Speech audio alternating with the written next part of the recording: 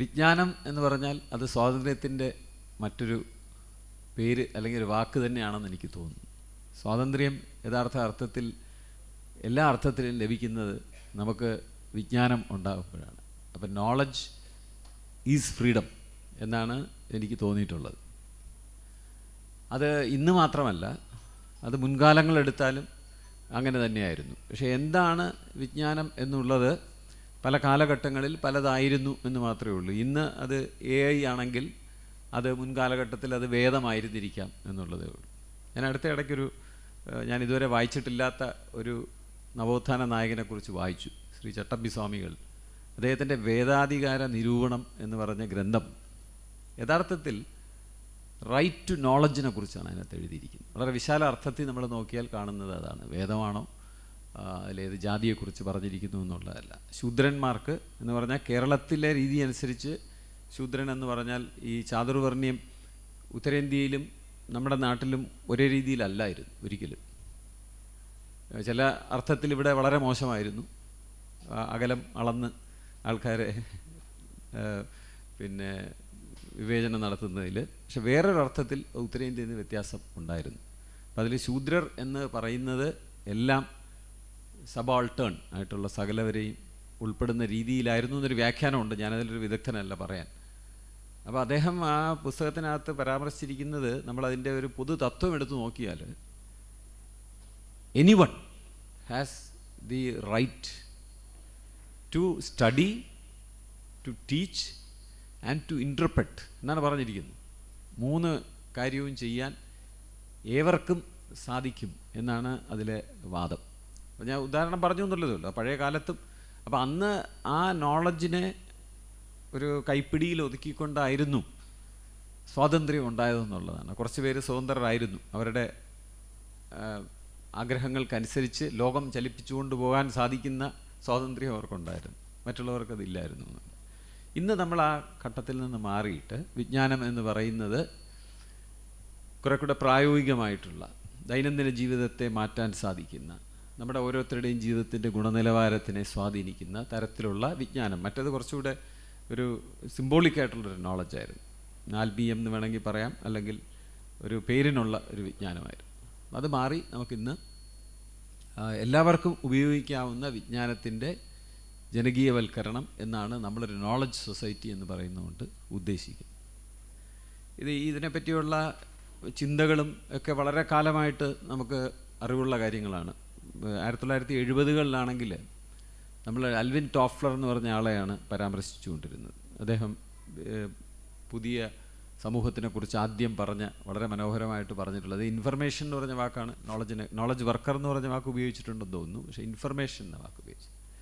അത് കഴിഞ്ഞ് നമ്മുടെ സമീപകാലത്താണെങ്കിൽ നമ്മൾ ഇപ്പോൾ അദ്ദേഹത്തിൻ്റെ സ്ഥാനത്ത് നിന്നുകൊണ്ട് അത്തരത്തിലൊരു ലോകം മുഴുവൻ ചർച്ചയാകുന്ന ഇത്തരം ചിന്തകൾ അവതരിപ്പിച്ചിട്ടുള്ളത് യുവാൽ ഹരാരിയാണെന്ന് എനിക്ക് തോന്നുന്നു. അപ്പോൾ ഈ വിജ്ഞാനം എന്ന് പറയുന്നത്, ഇന്ന് നമ്മൾ ഭാവിയെക്കുറിച്ചാണ് സംസാരിക്കുന്നതെങ്കിൽ എനിക്ക് പറയാനുള്ളത്, സാധാരണ വിജ്ഞാനം എന്ന് പറയുന്നത് മനുഷ്യൻ ഉൽപ്പാദിപ്പിക്കുന്ന ഒന്നാണ്.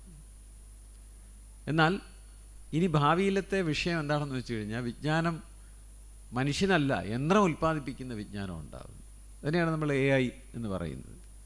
എൻ്റെ അടുത്ത് ചോദിച്ചാൽ AI, ഈ ChatGPT എന്ന് ചോദിച്ചാൽ എന്താണെന്ന് ചോദിച്ചാൽ, ഈ മനുഷ്യൻ ഇതുവരെ ജീവിച്ചിരുന്ന എല്ലാ മനുഷ്യരും ഇപ്പം ജീവിക്കുന്ന മനുഷ്യരുടെയും തലച്ചോറുകൾ ചേർത്ത് വെച്ച് ഒരു അടിമയെ ഉണ്ടാക്കാമെങ്കിൽ അതിനെയാണ് നമ്മൾ ChatGPT എന്ന് പറയുന്നത്. ഭാഷാപരമായിട്ടാണ് അതിൻ്റെ സിദ്ധി എന്നുള്ളത് മാത്രമേ ഉള്ളൂ.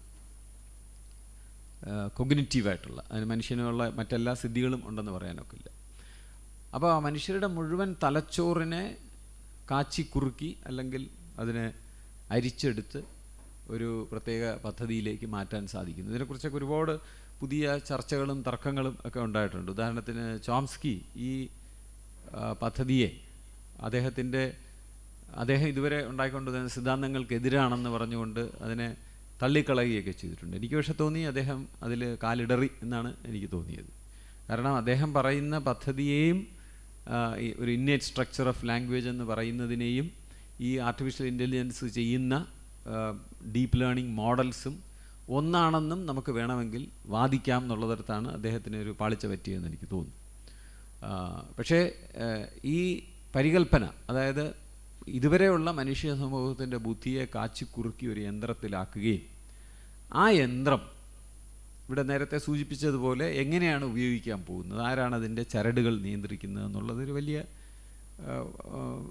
ചർച്ച തുറക്കേണ്ടുന്ന കാര്യമാണ്. അപ്പോൾ വിജ്ഞാനത്തിൻ്റെ ഉൽപ്പാദനം മനുഷ്യൻ അല്ലാതെ ചെയ്യുന്ന ഒരു അവസ്ഥയാണ് ഭാവിയിൽ ഒരു നോളജ് സൊസൈറ്റി നേരിടേണ്ടി വരുന്ന വലിയ ഒരു വിഷയം.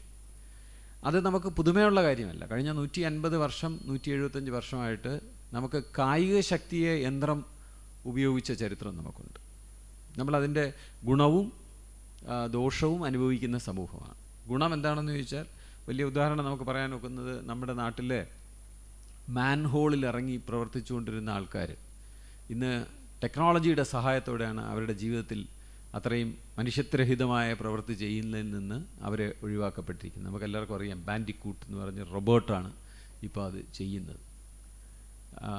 അതുപോലെ വളരെ വളരെ ക്രൂരമായിട്ടുള്ള ഒരു പ്രവർത്തന സാഹചര്യങ്ങൾ നിലനിൽക്കുന്ന പല തൊഴിലുകളെയും നമ്മുടെ നാട്ടിലെങ്കിലും, ഉത്തരേന്ത്യയിലൊക്കെ ചിലപ്പോൾ ഇപ്പോഴും കാണുമായിരിക്കാം, പിന്നെ പശുവിൻ്റെയും കന്നുകാലികളുടെയും തോല് പ്രോസസ്സ് ചെയ്യുന്ന ഇൻഡസ്ട്രീസ്. ഞാൻ നേരിട്ട് കണ്ടിട്ടില്ല, ഞാൻ ഇൻ്റർനെറ്റിൽ കൂടെ മനസ്സിലാക്കുന്നത് ഇത്രയും വലിയ തൊഴിൽ രോഗങ്ങളുണ്ടാക്കാൻ സാധ്യതയുള്ള ഒരു സാഹചര്യം വേറെ ഇല്ല എന്നുള്ളതാണ്. അതൊക്കെ അവിടെ ഇപ്പോഴും നടക്കുന്നു എന്ന് എനിക്ക് തോന്നുന്നു. പക്ഷേ നമ്മുടെ നാട്ടിലെങ്കിലും ഈ യന്ത്രവൽക്കരണം ഒരുപാട് തൊഴിൽ രോഗങ്ങളിൽ നിന്നും അതുപോലെ വളരെ ജീവിതത്തിൽ ദുസ്സഹമായിട്ടുള്ള അനുഭവങ്ങളിൽ നിന്നുമൊക്കെ ഒരു വലിയ വിഭാഗം ജനങ്ങളെ മോചിപ്പിക്കാൻ ഈ യന്ത്രങ്ങൾക്ക് സാധിച്ചിട്ടുണ്ട്. അതേസമയം യന്ത്രങ്ങൾ കായിക പ്രവൃത്തി ചെയ്യുമ്പോൾ എനിക്ക് തോന്നിയിട്ടുള്ളത് നമ്മുടെ രാഷ്ട്രീയ തത്വസംഹിതകളൊക്കെ തന്നെ വെല്ലുവിളിക്കപ്പെടുന്നു. അതിനകത്ത് പറഞ്ഞിരിക്കുന്ന പല കാര്യങ്ങളും വെല്ലുവിളിക്കപ്പെടുന്നു. കാരണം അത്തരത്തിലൊരു മനുഷ്യാധ്വാനം എന്നുള്ള അവിടെ ഭാഗത്തൊരു യന്ത്രത്തിൻ്റെ അധ്വാനം കടന്നു വരുന്നു. യന്ത്രം അധ്വാനം ചെയ്യുമ്പോൾ മനുഷ്യന് ഒരുപാട് പുതിയ ശീലങ്ങളുണ്ടാകുന്നു. എനിക്ക് തോന്നുന്നു നമ്മുടെ മനുഷ്യൻ്റെ വലിയ 2 ശത്രുക്കളിലൊന്ന് സൗകര്യവും ശീലവുമാണ്. രണ്ടിനെയും അത്ര എളുപ്പം നമുക്ക് പൊളിച്ച് മാറ്റാനായിട്ട് സാധിക്കില്ല. യന്ത്രങ്ങൾ നമുക്ക് സൗകര്യവും അതുപയോഗിക്കുന്ന ഒരു ശീലവും ഉണ്ടാക്കി തരുമ്പോൾ നമ്മൾ അതിനെ അടിമപ്പെടുകയും അത് മനുഷ്യന് ഗുണങ്ങൾ ഉണ്ടാക്കുന്നതിനോടൊപ്പം ദോഷം ഉണ്ടാക്കുകയും ചെയ്യും. ഏറ്റവും വലിയ ഉദാഹരണമാണ് നമുക്ക് സഞ്ചരിക്കാൻ, നടക്കാനും ഒരുപാട് ദൂരം നടക്കാനും ആയാസം ചെയ്യുന്നതിന് പകരം നമ്മൾ കാറിൽ പോകുന്നു, അല്ലെങ്കിൽ ഓട്ടോറിക്ഷയിൽ പോകുന്നു. പക്ഷേ നമ്മൾ കാണുന്ന ദുര്യോഗം, മനുഷ്യൻ്റെ ദുര്യോഗം, തിരുവനന്തപുരത്തെ മ്യൂസിയം ജംഗ്ഷനിൽ രാവിലെ 6 മണിക്ക് വന്നാൽ ഈ മെഴ്സഡസ് ബെൻസ് കാറിൽ വന്നിറങ്ങി ആൾക്കാർ അതവിടെ പാർക്ക് ചെയ്തിട്ട് യാതൊരു ലക്ഷ്യവുമില്ലാതെ മ്യൂസിയത്തിനകത്ത് ഇങ്ങനെ നടക്കുകയാണ്. അതെന്തുകൊണ്ടാണെന്ന് വെച്ച് കഴിഞ്ഞാൽ, ഈ കായിക ശേഷി എന്ന് പറയുന്നത് മനുഷ്യൻ്റെ അടിസ്ഥാനപരമായിട്ട് അവൻ്റെ ആഹ്ലാദത്തിൻ്റെയും ഉല്ലാസത്തിൻ്റെയും ആരോഗ്യത്തിൻ്റെയും കൂടെ ഒരു ആവശ്യമാണ്. നമ്മളത് ഏത് അളവ് വരെ മാറ്റിക്കളയുന്നു എന്നുള്ളത് വലിയൊരു ചോദ്യമാണ്. ഭാവിയിലെ നോളജ് സൊസൈറ്റിയിൽ രണ്ടാമതൊരു കാര്യം കടന്നു വരുന്നത് എന്താണെന്ന് വെച്ച് കഴിഞ്ഞാൽ, മനുഷ്യൻ അവൻ്റെ ഉല്ലാസത്തിൻ്റെ കായിക ശക്തിയേക്കാൾ കൂടുതൽ അവന് ഉല്ലാസം തരുന്ന മാനസിക വ്യായാമത്തിന് ഒരു യന്ത്രം എടുത്തുകൊണ്ട് പോകാൻ പോവുകയാണ്. നമ്മൾ സാധാരണ ചെയ്തുകൊണ്ടിരിക്കുന്ന എത്രയോ കാര്യങ്ങൾ ഇപ്പം നമുക്കിനി ആയാസം ഉള്ളതായിട്ട് തോന്നാം. അത് നമ്മൾ ചാറ്റ് GPT കൊണ്ട് ചെയ്യിപ്പിക്കാൻ ശ്രമിക്കുമ്പോൾ എന്തായിരിക്കും മനുഷ്യ സമൂഹത്തിന് ഉണ്ടാകുന്നത്? അതിൻ്റെ സാമ്പത്തിക വശം രണ്ടാമത് ഞാൻ കൗതുകത്തോടെ അതിനെ നോക്കുകയാണ്. പ്രണയലേഖനങ്ങൾ ഒരുപാട് എഴുതുന്ന കാമുകന് ചാറ്റ് GPT പറഞ്ഞാൽ ആവശ്യത്തിന് പ്രണയലേഖനം എഴുതിത്തരും. ഓരോ ദിവസവും പ്രത്യേകം ആവശ്യം പറഞ്ഞാൽ മതി. ഇന്ന് മഴ പെയ്യുന്നു, എൻ്റെ കാമുകിക്ക് മഴ വളരെ ഇഷ്ടമാണ്, ആ മഴയെ പരാമർശിച്ചുകൊണ്ടും ഒരു പ്രണയലേഖനം എഴുതൂ എന്ന് പറഞ്ഞാൽ അങ്ങനെ ഒരെണ്ണം എഴുതിത്തരുന്നു. പിറ്റേ ദിവസം നീ ഒരു ഗ്രീക്ക് ദേവതയെ പോലെയാണ് എന്ന് പറഞ്ഞുകൊണ്ടൊരു പ്രണയലേഖനം എഴുതാൻ പറഞ്ഞാൽ അങ്ങനെ എഴുതുന്നു. ഇത് നമുക്ക് ജീവിതത്തിലെ ആയാസം കുറയ്ക്കുന്ന ഒരു കാര്യമാണോ, അതെ നമ്മുടെ ജീവിതത്തിലെ അടിസ്ഥാനമായിട്ടുള്ള ആഹ്ലാദത്തെ എടുത്തു കളയുന്നൊരു കാര്യമാണ്? പ്രണയലേഖനം എഴുതുന്നൊരു പണിയാണോ, അതെ അത് ജീവിതത്തിലെ ഏറ്റവും സുലഭമായ നിമിഷങ്ങളിലൊന്നാണ്. അപ്പോൾ ഈ ജോലിയെല്ലാം നമ്മൾ യന്ത്രങ്ങൾക്ക് കൊടുക്കുന്നു. കുട്ടികൾ ലീവ് ലെറ്റർ എഴുതുന്നതുൾപ്പെടെ ഇതിലൂടെയാണ് ഇപ്പം ചെയ്യുന്നത്. ഞാൻ റിട്ടയർ ചെയ്തു 4-5 മാസം മുമ്പ്. എൻ്റെ അനുഭവം എന്ന് പറഞ്ഞാൽ, ഞാൻ കുട്ടികൾ നന്നായിട്ട് ഇംഗ്ലീഷ് പഠിച്ചിരിക്കണമെന്ന് വളരെ നിർബന്ധമുള്ള ആളായതുകൊണ്ട് എല്ലാവരും ഇംഗ്ലീഷിൽ ലീവ് ലെറ്റർ എഴുതണമെന്നും അത് പരസ്യമായിട്ടുള്ള ഒരു ഇമെയിൽ ഗ്രൂപ്പിൽ ഇടണമെന്നും ആവശ്യപ്പെടാറുണ്ട്. അത് പലപ്പോഴും നമുക്ക് ചിരിക്ക് വക നൽകുന്ന കാര്യങ്ങളാണ്. പലരും ഇമെയിലിൽ എഴുതുന്നത് എനിക്കിന്ന് പനിയാണ്, അതുകൊണ്ട് സാറ് ലീവ് എടുത്ത് പോകണം എന്നാണ് പലരുടെ ലീവിൻ്റെ ചുരുക്കം. പക്ഷേ അതേ കുട്ടി ഇന്ന് ലീവ് അയക്കുന്നത് ഈ ChatGPT എഴുതിയ ലീവാണ് അയക്കുന്നത്. Sir, given the fact that you have been supportive of crisis in my life, I beseech you to kindly consider the fact that I have a very important commitment in my family which warrants me to stay back at home, and I hope you will consider this gracefully and kindly accord leave of absence എന്ന് ഇതേ കുട്ടി എഴുതി അയക്കുന്നു. ഇത് കുട്ടിയുടെ തലയിൽ കൂടെ കയറിയിട്ടേ ഇല്ല. അപ്പോൾ നമ്മൾ കാണുന്നവരല്ല, മനുഷ്യനെ കായികമായിട്ടുള്ള വ്യായാമം പോലെ തന്നെ വളരെ അത്യാവശ്യമുള്ള കാര്യമാണ് അവന് മനുഷ്യനായിരിക്കാൻ, അവന് ആഹ്ലാദഭരിതനായിരിക്കാനായിട്ട് ആവശ്യമുള്ള കാര്യമാണ് അവൻ്റെ മാനസിക വ്യാപാരം. അതിനൊരു അർത്ഥവും ഇല്ലെങ്കിൽ പോലും പല സമയത്തും ആ മാനസിക വ്യാപാരം കൊണ്ട് ചിലപ്പോൾ ഒന്നും നടന്നിരിക്കില്ല, പക്ഷേ ആ പ്രവർത്തനം തന്നെ അവന് ആഹ്ലാദം നൽകുന്ന കാര്യമാണ്. ഇതിനെ നമ്മുടെ സാങ്കേതിക വിദ്യ ഈ പുതിയ ലോകത്ത് വരുത്തുന്ന രണ്ട് മാറ്റം അതാണ്. ഒന്ന്, വിജ്ഞാനം മനുഷ്യ സമൂഹം ഉണ്ടാക്കിയതാണെന്നുള്ള ആ ചൊല്ല് തന്നെ ഇപ്പോഴ് നമുക്ക് വിശ്വസിക്കാനായിട്ട് സാധിക്കുന്നില്ല. കാരണം ഇപ്പോൾ ലീവ് ലെറ്റർ മുതൽ കവിത വരെ എല്ലാം അതിന് എഴുതി തരാൻ സാധിക്കുന്ന അവസരത്തിൽ ആ മനുഷ്യ സമൂഹത്തിൻ്റെ പറ്റിയുള്ള ചർച്ചകളിൽ നമ്മൾ വേറെ വലിയ ഒരു പുതിയ കാഴ്ചപ്പാട് കൊണ്ടുവരേണ്ടിയിരിക്കുന്നു എന്നുള്ളത്. ഇപ്പോൾ AI നമുക്ക് വളരെ വിമർശനാത്മകമായിട്ട് കാണാം, പക്ഷെ ഞാൻ കരുതുന്നു നമ്മൾ കമ്പ്യൂട്ടറിനെ കണ്ട കാഴ്ചപ്പാട് മനസ്സിൽ വെച്ചുകൊണ്ട് വേണം നോക്കാൻ. ഒന്ന്, ഇപ്പോൾ അതിൽ തൊഴിൽ നഷ്ടപ്പെടുന്നതിനെക്കുറിച്ച് പറഞ്ഞു. അതിനെപ്പറ്റി നമുക്ക് വ്യക്തതയില്ല. യഥാർത്ഥത്തിൽ എന്ത് സംഭവിക്കുന്നു നമുക്ക് പറയാനൊക്കില്ല. വളരെ വ്യത്യസ്തമായിട്ടുള്ള രീതിയിൽ AI പ്രവർത്തിച്ചു എന്ന് വരാം. എനിക്കത് പൂർണ്ണമായിട്ട് നിർവചിക്കാനായിട്ടുള്ള ആളല്ല.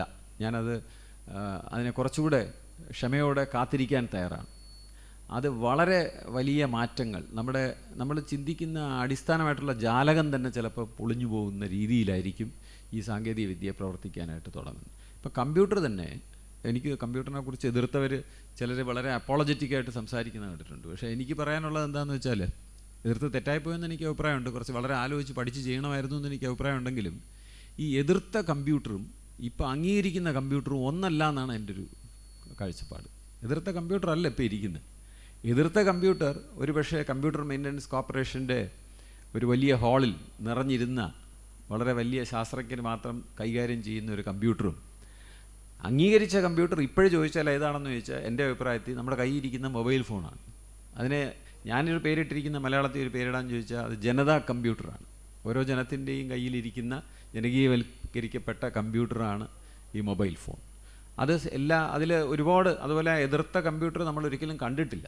അതെവിടെയോ ഇരിക്കുന്നൊരു യന്ത്രമായിരുന്നു. എനിക്ക് തോന്നിയിട്ടുണ്ട് നമ്മുടെ രാഷ്ട്രീയക്കാർ എന്തുകൊണ്ടാണ് കമ്പ്യൂട്ടറിനെ പെട്ടെന്ന് ഒരു ദിവസം ഇഷ്ടപ്പെടാൻ തുടങ്ങിയെന്ന് വെച്ചാൽ, ഈ 1995 വിൻഡോസ് 95 എന്ന് പറഞ്ഞിട്ടൊരു ഓപ്പറേറ്റിംഗ് സിസ്റ്റമാണ്. ആ ഓപ്പറേറ്റിംഗ് സിസ്റ്റത്തിൽ അതുവരെ ഉണ്ടായിരുന്ന കമ്പ്യൂട്ടർ കറുത്ത സ്ക്രീനിൽ കുറച്ച് അക്ഷരങ്ങൾ എഴുതി വരികയും നിങ്ങൾ കുറച്ച് കമാൻഡ് കൊടുക്കുകയും ചെയ്യുമായിരുന്നു. ഈ 95 ആയപ്പോഴുണ്ട് അതിൻ്റെ താഴെ ഒരു ബട്ടൺ, സ്റ്റാർട്ട് എന്ന് പറഞ്ഞൊരു ബട്ടൺ, അതിൽ അമർത്തിയാൽ ഒരു സാധനം പൊങ്ങി വരുന്നു. എൻ്റെ അഭിപ്രായത്തിൽ അതൊരു ബാലറ്റ് പേപ്പറായിരുന്നു. അതിൽ മൗസ് വെച്ചിട്ട് കുത്തുകയാണ് ചെയ്യുന്നത്. അപ്പോൾ തിരഞ്ഞെടുപ്പ് പോലെ ഒരു പ്രക്രിയ കമ്പ്യൂട്ടറിനകത്ത് വന്നത് ആദ്യം ശ്രദ്ധിച്ചത് രാഷ്ട്രീയക്കാരായിരിക്കും എനിക്ക് തോന്നുന്നു. എനിക്ക് തോന്നുന്നു കമ്മ്യൂണിസ്റ്റ് പാർട്ടി അന്നൊരു തമാശ പറഞ്ഞു, നമ്മുടെ സുഹൃത്തുക്കൾ പറഞ്ഞതാണ്. അതായത് ഈ .com എന്ന് പറഞ്ഞാൽ ഞങ്ങൾക്ക് നേരത്തെ അറിയാം, ഞങ്ങൾ .com എന്നാണ് ഞങ്ങളുടെ നേതാക്കളുടെയൊക്കെ പേരെഴുതിക്കൊണ്ടിരുന്നതെന്ന് പറഞ്ഞതായിട്ട് എനിക്ക് ഓർമ്മയുണ്ട്. EM ശ്രീധരൻ നമ്പൂരിപ്പാടാണ് പറഞ്ഞതെന്ന് എനിക്കൊരു സംശയം, എൻ്റെ ഓർമ്മ വളരെ വർഷങ്ങൾക്ക് മുമ്പ്. അപ്പോൾ എതിർത്ത കമ്പ്യൂട്ടറും ഇപ്പോൾ ഇരിക്കുന്ന കമ്പ്യൂട്ടറും വേറെയാണ്. അതുപോലെ ഈ AI ChatGPT പ്രവർത്തിച്ചതുകൊണ്ട് അതിനെ അടിസ്ഥാനപ്പെടുത്തിക്കൊണ്ട് വരുന്ന 25 വർഷത്തേക്കുള്ള സംസാരം അപകടകരമാണ്. ഈ സാങ്കേതികവിദ്യ അങ്ങനെ നീങ്ങി നിൽക്കുകയല്ല ചെയ്യുന്നത്. നമ്മുടെ മനസ്സുമായിട്ട് പ്രതിപ്രവർത്തിക്കും, നമ്മുടെ സാമ്പത്തിക ആവശ്യങ്ങളുമായിട്ട് പ്രതിപ്രവർത്തിക്കും, നമ്മുടെ ജീവിത സൗകര്യങ്ങളുടെ ആവശ്യങ്ങളുമായിട്ട് പ്രതിപ്രവർത്തിക്കും. മനുഷ്യൻ അതിനെ അതിജീവിക്കുകയും പുതിയ ഒരുപാട് തരത്തിലുള്ള സംഭവ വികാസങ്ങൾ ഉണ്ടാകുകയും ചെയ്യും. അത് വളരെ ശ്രദ്ധയോടെ കാത്തിരിക്കുകയും, അല്ലെങ്കിൽ ഇതിനെക്കുറിച്ച് കാഴ്ചപ്പാടുണ്ടെന്ന് നമുക്ക് തോന്നുന്ന ചിന്തകർ പറയുന്ന കാര്യങ്ങളോട് പ്രതിപ്രവർത്തിച്ച് പുതുമയുള്ള കാഴ്ചപ്പാടുകൾ ഉണ്ടാക്കാൻ ശ്രമിച്ചുകൊണ്ടിരിക്കുകയും ചെയ്താൽ മാത്രമേ നമുക്കതിനെ സ്വാംശീകരിച്ച് അഭിപ്രായം പറയാനായിട്ട് സാധിക്കുകയുള്ളൂ.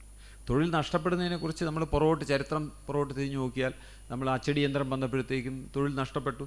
പനയോല പുഴുങ്ങി മഞ്ഞളിൽ പുഴുങ്ങിയെടുത്ത് അത് തലയിൽ ചുമടായിട്ട് കൊണ്ടുവന്ന് നമ്മുടെ എഴുത്തച്ഛന്മാരുടെ കയ്യിൽ കൊണ്ടുകൊടുത്തിട്ടിരുന്ന ആൾക്കാരുടെ ജോലി പോയി. അവിടെ എഴുത്താണി വെച്ച് എഴുതിക്കൊണ്ടിരുന്നവരുടെ ജോലി പോയി. അപ്പോൾ തിരിഞ്ഞു നോക്കുമ്പോൾ അന്ന് അതൊരു തൊഴിൽ നഷ്ടമായിരുന്നെങ്കിലും തിരിഞ്ഞു നോക്കുമ്പോൾ നമ്മുടെ മനുഷ്യ സമൂഹത്തിൻ്റെ വളർച്ചയുടെ ഭാഗമായിട്ട് നോക്കുമ്പോൾ നമ്മുടെ അച്ചടി എന്ന് പറയുന്നത് വളരെ വലിയ സാമൂഹിക വിപ്ലവത്തിൻ്റെ ഒരു വലിയ ആയുധമായിരുന്നു എന്ന് നമുക്ക് മനസ്സിലാകും. അപ്പോൾ ഇന്ന് നമുക്ക് വിജ്ഞാനം എന്ന് പറയുന്നതിനൊരു വലിയ വ്യത്യാസം വന്നിരിക്കുന്നത്, വിജ്ഞാനം കുത്തുകവൽക്കരിക്കാൻ കുറച്ച് പാടാണ്. ഇല്ലയെന്ന് ഞാൻ പറയുന്നില്ല. ഇപ്പോൾ ChatGPT നേരത്തെ ഇവിടെ സൂചിപ്പിച്ച പോലെ ഓപ്പൺ AI എന്ന് പറഞ്ഞെങ്കിലും ഒരു സ്വകാര്യ സംരംഭകരുടെ കയ്യിലാണത് ഇരിക്കുന്നത്. അതിൽ ഞാൻ അതിരുകവിഞ്ഞ് ആശങ്കപ്പെടുന്നില്ല. കാരണം എത്രയോ വർഷമായി നമ്മൾ വായിക്കുന്ന പത്രങ്ങളെല്ലാം സ്വകാര്യ സംരംഭങ്ങളുടെ കയ്യിലാണ് ഇരിക്കുന്നത്. അവർ തരുന്ന വാർത്തയാണ് നമ്മൾ വായിക്കുന്നത്. പരമാവധി ചാനലുകളും സ്വകാര്യ സംരംഭകരുടെയാണ്. സർക്കാരിൻ്റെ ചാനലും പത്രവും ഉണ്ടെങ്കിൽ നമ്മളാരും അത് വായിക്കില്ല എന്ന് എനിക്ക് തോന്നുന്നു. അപ്പോൾ അതുകൊണ്ട് മാത്രമല്ല, നമ്മൾ ഓരോ വ്യക്തിക്കും ചില പരിമിതികൾക്കകത്ത് നിന്നുകൊണ്ടും കാണാച്ചരടുകളുടെ കെട്ടിൽ പെട്ടുകൊണ്ടും ആണെങ്കിൽ പോലും നമുക്ക് വിജ്ഞാനത്തിൻ്റെ പ്രക്രിയയിൽ, വിജ്ഞാനത്തിനെ പരിഷ്കരിക്കുന്ന പ്രക്രിയയിൽ, വിജ്ഞാനത്തിനെ വിമർശിക്കുന്ന പ്രക്രിയയിൽ പങ്കെടുക്കാനുള്ള ഒരു വലിയ സംവിധാനം ഉണ്ടെന്നുള്ളതാണ് ഈ ആധുനിക ലോകത്തെ വിജ്ഞാന സമൂഹമാക്കി മാറ്റുന്നതിൽ ഏറ്റവും പ്രധാനപ്പെട്ട കാര്യം. അല്ലാതെ ChatGPT വന്നു എന്നുള്ളത് കൊണ്ട് മാത്രമല്ല. ഇത് ഇവരുടെ കയ്യിലിരിക്കുന്നു. എനിക്ക് തോന്നുന്നു വിവിധ രാജ്യങ്ങൾ ഇത്തരത്തിലൊരു സമ്പ്രദായം ഉണ്ടാക്കാൻ ശ്രമിക്കും. അപ്പോൾ പുതിയ രാഷ്ട്രീയ പ്രശ്നങ്ങളുണ്ടാകും. കാരണം നമുക്കറിയാം, ഞാൻ നേരത്തെ പറഞ്ഞ ഉദാഹരണം, എല്ലാ തലച്ചോറുകളും കൂടെ ചേർത്തൊരു തലച്ചോറ് ഉണ്ടാക്കുന്നു എന്ന് പറയുമ്പോൾ എല്ലാ തലച്ചോറുകളിലും ബയസുണ്ട്, മുൻവിധികളുണ്ട്. അതെല്ലാം ഇതിനകത്തും കാണും. ഇനി ഏത് മുൻവിധി വേണമെന്നുള്ളതാണ് പലർക്കും താല്പര്യം. അപ്പോൾ ഇന്ത്യയിലൊരു പുതിയ ChatGPT വേണം ഉണ്ടാക്കിയെടുക്കാം. ആ ChatGPT ചില പ്രത്യേക മുൻവിധിയോടെ നമ്മുടെ ചിലപ്പോൾ ഉത്തരം പറഞ്ഞു തരും. അപ്പോൾ ഇവരുടെയും പറയുന്നുണ്ട്, മുൻവിധി ഇല്ലാത്ത ഒരു വിജ്ഞാനം ഉണ്ടാക്കിയെടുക്കാൻ സാധിക്കുമോ എന്നുള്ള താത്വികമായിട്ടുള്ളൊരു ചോദ്യമുണ്ട്. അങ്ങനെ ഒരു വിജ്ഞാനം ഇല്ല. എല്ലാ ആത്മാംശമില്ലാതെ ഇങ്ങനൊരു പ്രവൃത്തി ചെയ്യാനായിട്ട് സാധിക്കില്ല. യന്ത്രത്തിന് പോലും സാധിക്കുന്നില്ല. യന്ത്രം തന്നെ ഈ എല്ലാവരുടെയും വിജ്ഞാനം എടുത്ത് ഉപയോഗിച്ച് അത് ഒരു മോഡൽ ഉണ്ടാക്കുമ്പോൾ അതിനകത്തുള്ള ബയസ് എല്ലാം അത് ഉപയോഗിക്കും. വളരെ പ്രശസ്തമായിട്ട് പറയുന്നൊരു കാര്യം, ഈ ജോലിക്ക് ആളെ തിരഞ്ഞെടുക്കുന്നതിൽ തിരഞ്ഞെടുത്ത ആൾക്കാരുടെ ബയോഡേറ്റയും അവരുടെ വിവരങ്ങളും കൊടുത്തതിന് ശേഷം ഒരു കമ്പ്യൂട്ടർ മോഡൽ ഉണ്ടാക്കി. അപ്പോൾ ആ മോഡൽ എന്ത് ചെയ്തു എന്ന് വെച്ചാൽ, അത് പുതിയ വരുന്ന ഒരു ആപ്ലിക്കേഷൻ കൊടുത്താൽ അത് ജോലി കൊള്ളാമോ ഇല്ലയോ എന്ന് പറയും. നമ്മൾ ഇൻ്റർവ്യൂ ഒന്നും നടത്തണ്ട. പക്ഷേ അത് പറഞ്ഞതെല്ലാം ആണുങ്ങളുടെ പേരായിരുന്നു. അതെന്തുകൊണ്ടാണെന്ന് വെച്ചാൽ നേരത്തെ അവിടെ ജോലി കൊടുത്തുകൊണ്ടിരുന്ന കൂടുതൽ ആണുങ്ങൾക്കാണ്. അപ്പോൾ അത് പഠിച്ച കണക്കനുസരിച്ച് അതിന് മനസ്സിലായത് ആണുങ്ങൾക്കാണ് കൂടുതൽ ജോലി കൊടുക്കേണ്ടതെന്നുള്ളത്. നമ്മൾ ശ്രദ്ധിക്കാത്ത ഡേറ്റയിൽ, അതായത് മനുഷ്യ സമൂഹത്തിൽ എന്തൊക്കെ അനീതികളുണ്ടോ അല്ലെങ്കിൽ തുല്യതയില്ലായ്മയുണ്ടോ അതെല്ലാം ഇതിനകത്തോട്ട് വരും. നമുക്ക് അറിഞ്ഞാൽ ചിലതിനെ നമുക്ക് നിയന്ത്രിക്കാം, ചിലത് നമുക്കൊരിക്കലും അറിയാനൊക്കില്ല, അല്ലെങ്കിൽ വളരെ കാലത്തിന് ശേഷമായിരിക്കും നമ്മൾ അറിയുന്നതെന്നുള്ളതാണ്. അപ്പോൾ ഇത്തരത്തിൽ ഈ സംവിധാനത്തിനെ അതെന്തുമാത്രം വിജ്ഞാനത്തിനകത്ത് അതെന്തുമാത്രം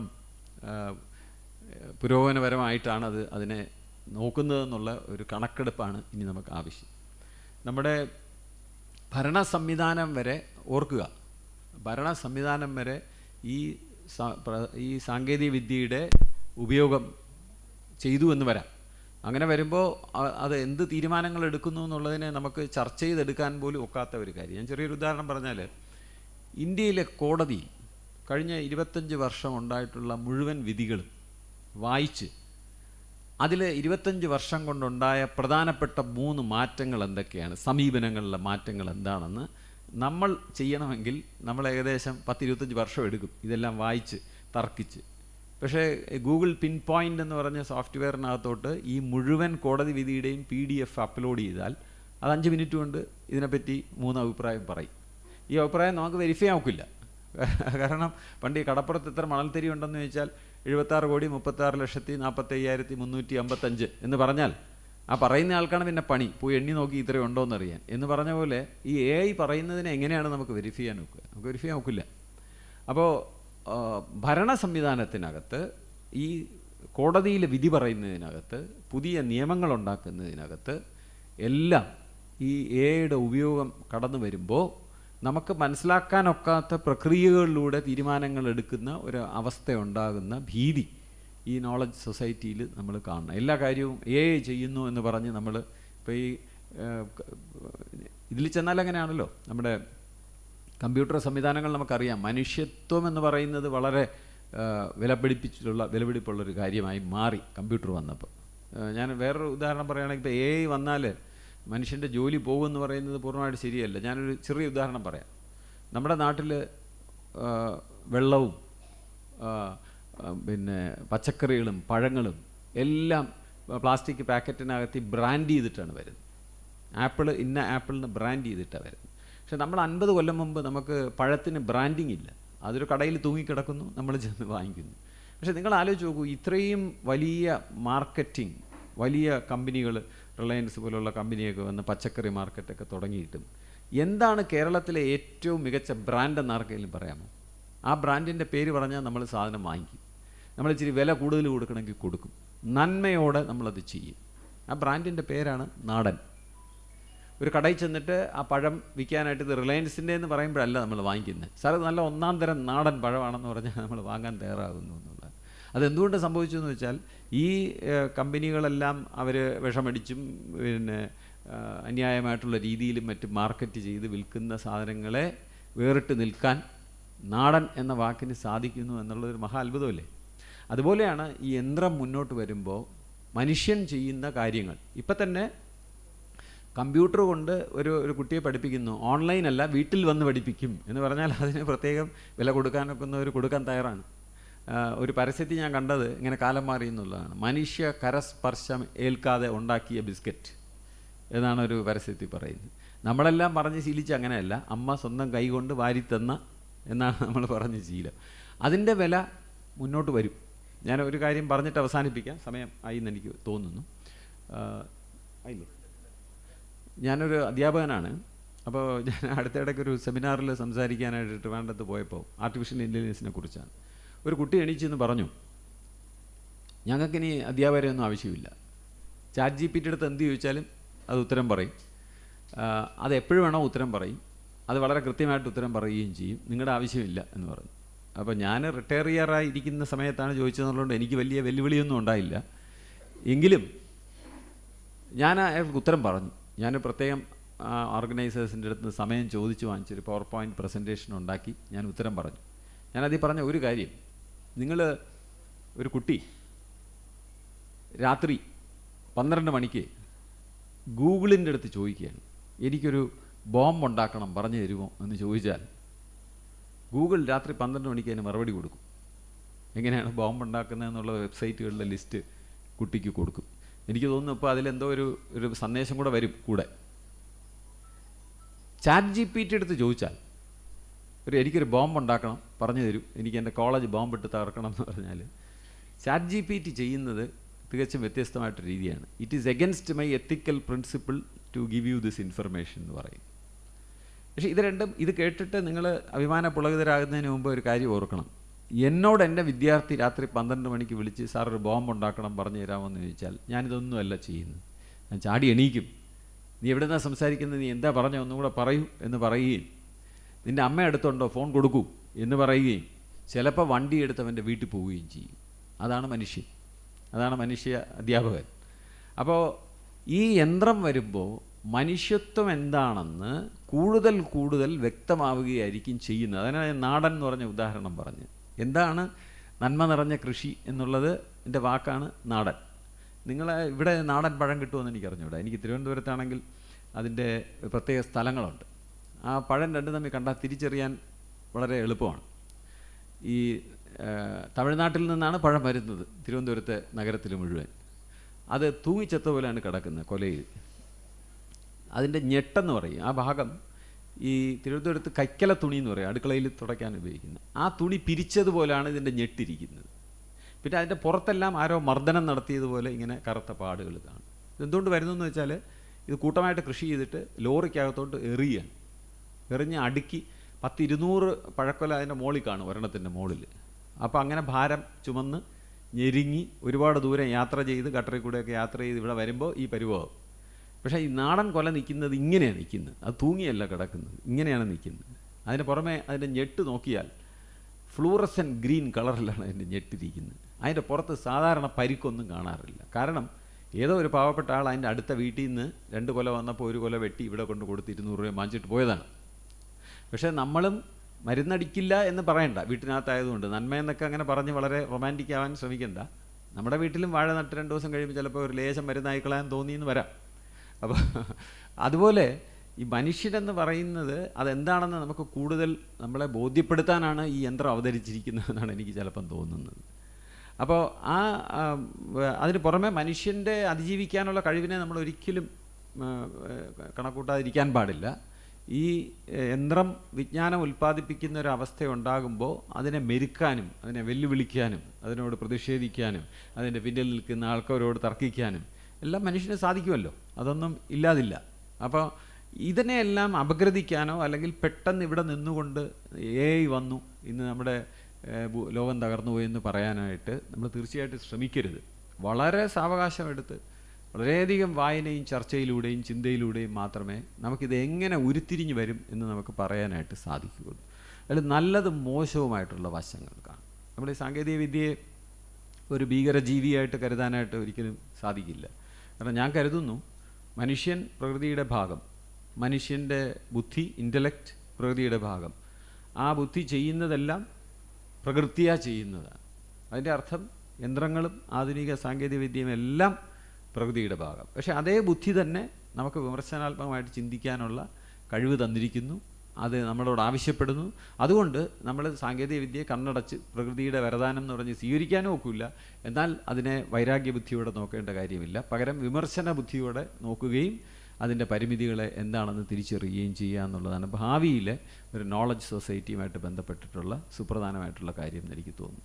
നമ്മുടെ വിദ്യാഭ്യാസ രംഗത്ത് ചെയ്യുന്ന പല കാര്യങ്ങളും നമ്മൾ ഇത്തരത്തിൽ യന്ത്രത്തിൻ്റെ ഇനി ലോകമാണെന്ന് തെറ്റിദ്ധരിച്ചുകൊണ്ട് അതിനെപ്പറ്റി മാത്രം സംസാരിക്കുന്ന ഒരു വിദ്യാഭ്യാസ സമ്പ്രദായം ഉടലെടുത്തുകൊണ്ടിരിക്കുന്ന കാലത്താണ് നമ്മൾ ജീവിക്കുന്നത്. ഇപ്പോഴെല്ലാം ഒരുപാട് കാലമായി. ഞാൻ ഏതാനും വർഷങ്ങൾക്ക് മുമ്പ് കേരള ഗവൺമെൻറ്റിൻ്റെ ഉന്നത വിദ്യാഭ്യാസ കൗൺസിലിൽ അംഗമായിരുന്നു. എനിക്ക് വളരെ അത്ഭുതം തോന്നി. വളരെ പുരോഗമനപരമായിട്ട് ചിന്തിക്കുന്ന പല ആൾക്കാരും വന്ന് പറഞ്ഞത് മലയാളം പഠിപ്പിക്കേണ്ട കാര്യമില്ല, കവിതയും ഷേക്സ്പിയറും കാളിദാസനും ഒന്നും ഇനി കാര്യമില്ല, എൻ്റെ കാലം കഴിഞ്ഞു, നമുക്ക് പകരം കമ്മ്യൂണിക്കേറ്റീവ് മലയാളം പഠിക്കാം. ഫോൺ എടുത്താൽ എങ്ങനെ നന്നായി ഉത്തരം പറയണം എന്ന് പഠിപ്പിച്ചാൽ മതി. നമ്മൾ മറക്കാൻ പാടില്ല.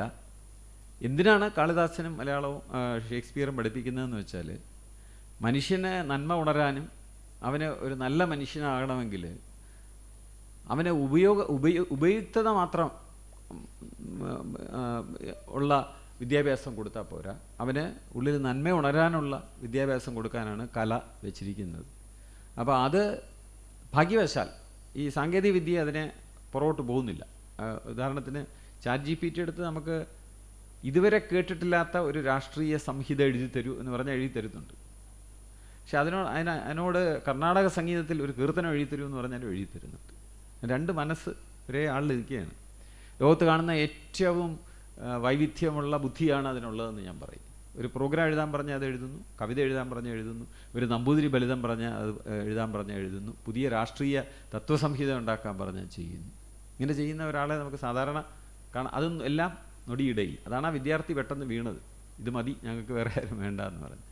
അതുപോലെ ആ വിദ്യാർത്ഥിയോട് ഞാൻ പറഞ്ഞു, നിങ്ങൾ ChatGPTയോട് എന്ത് ചോദിച്ചാലും ഉത്തരം പറയും. പക്ഷേ നിങ്ങളടുത്ത് ChatGPT ഇതുവരെ ചോദ്യമൊന്നും ചോദിച്ചായിട്ട് ഞാൻ അറിഞ്ഞില്ല. ഞാൻ ക്ലാസ്സിൽ വരുമ്പോൾ ചോദ്യം ചോദിക്കും, ഓർത്തോണമെന്ന് പറഞ്ഞു. അതുപോലെ നമ്മുടെ മുന്നിൽ ഒരു കുട്ടി വിഷമിച്ചിരിക്കുന്നു, ChatGPT ചോദിക്കില്ല. ഞാൻ പക്ഷേ ആദ്യം ചെന്നാണ് ചോദിക്കും, എന്ത് പറ്റി, ക്ഷീണിച്ചിരിക്കുന്നു, വിഷമം, എന്തെങ്കിലും പ്രശ്നമുണ്ടോ എന്ന് ചോദിക്കും. അപ്പോൾ അതാണ് മനുഷ്യത്വം. അല്ല ചോദ്യത്തിന് ഉത്തരം പറയുന്ന യന്ത്രമല്ല അധ്യാപകൻ എന്നുള്ള തിരിച്ചറിവ് നമുക്കുണ്ടാകണം. അതിൽ എല്ലാ മേഖലയിലും നമുക്കങ്ങനെ ഉണ്ടാകണം. നമുക്ക് തൊഴിൽ മതിയെങ്കിൽ, എനിക്ക് തോന്നിയിട്ടുണ്ട്, ഇതിൽ ഞാനൊരു രാഷ്ട്രീയ തത്വസംഹിതയൊന്നും അറിയാവുന്ന ആളല്ല ഗഹനമായിട്ട്, എങ്കിലും ഞാൻ ചോദിക്കുക, തൊഴിൽ മാത്രം മതിയെങ്കിൽ നമുക്ക് ഉണ്ടാക്കാനുള്ള പല പണിയുണ്ട്. ഇപ്പോൾ ഒരു ചെറിയ ഉദാഹരണം, ഒരു ഗ്രാമത്തിലെ ആൾക്കാർക്ക് തൊഴിൽ കൊടുക്കാൻ അവിടുത്തെ എല്ലാവരെയും രാവിലെ വരാൻ പറയുക, ഓരോരോ മണിക്കൂർ വന്ന് ഒരു വലിയൊരു വീല് പിടിച്ച് കറക്കുന്നു. കറക്കുമ്പോഴത്തേക്കും അടുത്തുള്ള ആറ്റിൽ നിന്ന് വെള്ളം ഒരു വലിയൊരു ടാങ്കിൻ്റെ മുകളിലേക്ക് പമ്പ് ചെയ്യപ്പെടും. നിങ്ങൾക്ക് എപ്പം വേണം വന്ന് കറക്കി വെള്ളം അതിൻ്റെ മുകളിലാക്കിയിട്ട് പോകും. ആയിരക്കണക്കിന് ആൾക്കാർക്കൊന്ന് ചെയ്യാം. ഈ വെള്ളം താഴോട്ട് ഒഴുകി ഒരു ടർബൈനിൽ കറക്കി ആ ടർബൈനിൽ നിന്ന് ഇലക്ട്രിസിറ്റി പ്രൊഡ്യൂസ് ചെയ്ത് നിങ്ങൾക്കത് വിൽക്കാം. ഇത്രയും സാങ്കേതികവിദ്യ വന്നപ്പോഴും നമുക്ക് ഇലക്ട്രിസിറ്റി ഇല്ലാതെ ഒക്കില്ല.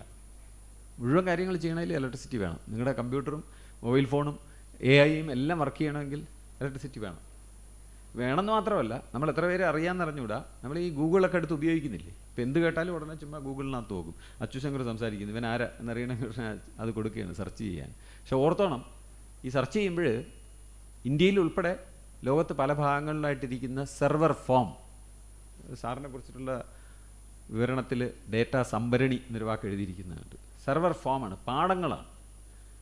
ആയിരക്കണക്കിന് സെർവർ കൂട്ടിവെച്ച് വലിയ എയർ കണ്ടീഷൻ ചെയ്ത ഹാളിനകത്ത് വെച്ചിരിക്കുകയാണ്.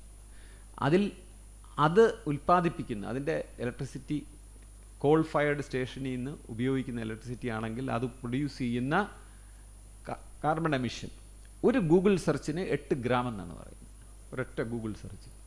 പിന്നെ അതൊരു കാര്യമല്ല, ഒരു മൊബൈൽ ഫോൺ വാങ്ങിച്ച് വയ്ക്കുമ്പോൾ 100 കിലോഗ്രാം കാർബൺ ഡൈ ഓക്സൈഡ് എമിഷൻ്റെ കണക്ക് നമ്മുടെ തലയിൽ വരുന്നു എന്നുള്ളതാണ് മറ്റൊരു വസ്തുത. അതിൻ്റെ പുറത്താണ് ഈ ഒരു തവണ സെർച്ച് ചെയ്യുമ്പോഴത്തേക്കും 8 ഗ്രാം കാർബൺ ഡൈ ഓക്സൈഡ് ഉണ്ട്. നിങ്ങൾ ഓരോ പോസ്റ്റ് ഇടുമ്പോഴും ഒരു ലൈക്ക് കൊടുക്കുമ്പോഴും എല്ലാം പ്രകൃതിക്ക് ക്ഷതം വരുത്തിക്കൊണ്ടാണ് ചെയ്യുന്നതെന്നുള്ളത് നമ്മൾ പരക്കെ ചർച്ച ചെയ്യപ്പെടാത്ത ഒരു കാര്യം കൂടെയാണ്.